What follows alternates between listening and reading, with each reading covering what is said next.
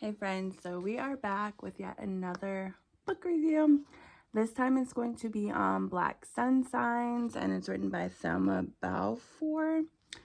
And so let me go over each. The book is written, it goes through all the zodiac signs from Aries to Pisces. During each section, she gives you information on the positive traits, negative traits, and then the ruling planet of the zodiac. She also tells you the name of the zodiac, the dates that, like, for which birth dates it goes through, and the symbol. And then it tells you the positive traits, negative traits, ruling planets. After that, it says she starts like explaining how it is to be with an Aries. So I'm gonna go over the one for Aries. So she starts explaining how to be with that zodiac, like what it is like to date that zodiac. I'm sorry. And then she goes into the Aries man, the Aries woman. After that, she'll go into the love connection that you'll have again with dating that particular sign.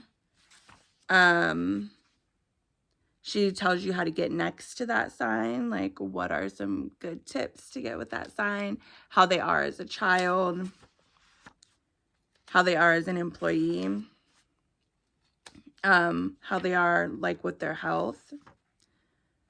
And then she gives famous African American Aryans. And then it'll go on the same formula for each zodiac. Now, the book to me was interesting. I'm an Aries, and a lot of the stuff seemed to fit, so it was pretty interesting.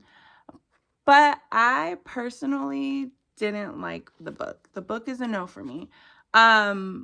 It just seemed outdated, which sounds weird because we're talking about zodiac, and the zodiac should not be outdated. But like the lingo and the way she's trying to talk and connect with her reader was just like really outdated. And I kept like, I couldn't put my finger on it. And then finally, like somewhere within the book, I'm just like, it just seems outdated. And so I looked and I think it was originally made like in 96. So some of the stuff that she's talking about just doesn't connect, like the terms that she's using, I should say, don't connect to today's day and age. And so it's just kind of like weird. And then I know she's talking about like older people in the book, which I'm kind of like older, pushing 40.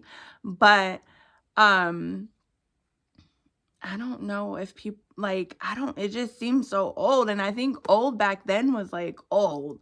Whereas like now, like when you're kind of older, it doesn't seem as old, if you get what I'm saying. Like the mindset of like someone in their 40s or 50s now compared to the mindset of like a 40 or 50-year-old back in like 96, the 80s.